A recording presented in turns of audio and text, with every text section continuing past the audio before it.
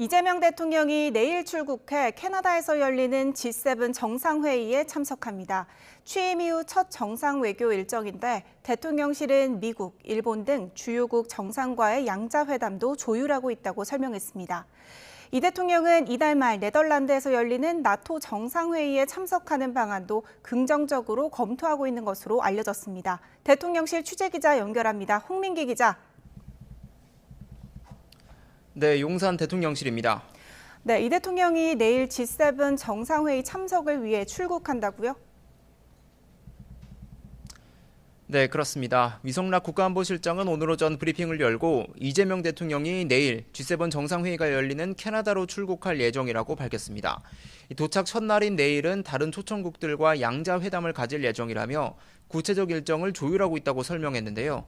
이어 17일 G7 정상들이 모이는 캐나다 카나나스키스로 이동해 정상회의 행사에 참석할 예정입니다. 이 자리에서 에너지 공급망 다변화와 AI 에너지 연계 등에 대해 발언할 계획인데요.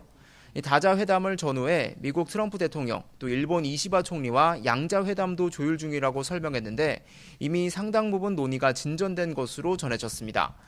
위 실장은 이번 G7 참석에 대해 대한민국이 민주주의의 위기를 극복하고 돌아왔음을 국제사회에 알리는 계기가 될 거라고 평가했습니다. 또 당면한 외교 현안을 타결하기 위한 동력을 제공할 수 있다는 의미가 있다고 설명했습니다. 대통령실 관계자는 이에 대해 특히 트럼프 대통령과 회담하게 된다면 현재 진행 중인 관세 실무 협상에도 동력을 공급하는 계기가 될 수 있다고 강조했습니다. 이 관계자는 볼로디미르 젤렌스키 우크라이나 대통령도 G7에 올 가능성이 있고 이 대통령과 만나 대화할 기회가 있을 수 있다면서 관련 준비를 하고 있다고 설명하기도 했습니다. 네, 이번 달 말에는 나토 정상회의도 열리는데 이 대통령이 참석할지는 결정됐습니까? 네, 아직 참석 여부가 공식적으로 결정되지는 않았습니다. 단 대통령실은 나토 회의에도 이 대통령이 참석하는 방안을 긍정적으로 검토하고 있는 것으로 알려졌습니다. 대통령실 관계자는 조금 전 기자들과 만나 모든 가능성을 대비해 준비하고 있다며 최종적인 발표는 나중에 하겠다고 설명했습니다. 나토 회의는 다양한 국제 현안을 다루는 G7 정상회의와 달리 군사 안보에 초점을 맞춘 회의로 오는 25일부터 네덜란드에서 열리는데요. 여기에 한국이 불참할 경우 우리 새 정부의 외교 노선에 대한 불필요한 우려를 동맹국에 줄 우려가 있다는 판단도 있었던 것으로 보입니다. 특히 우크라이나 전쟁과 이스라엘의 이란 공습 등으로 격화하는 세계 진영 간 갈등도 회의 참석에 무게를 싣게 하는 대목입니다.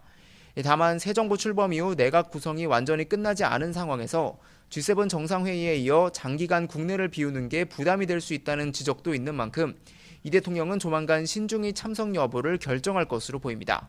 지금까지 용산 대통령실에서 YTN 홍민기입니다.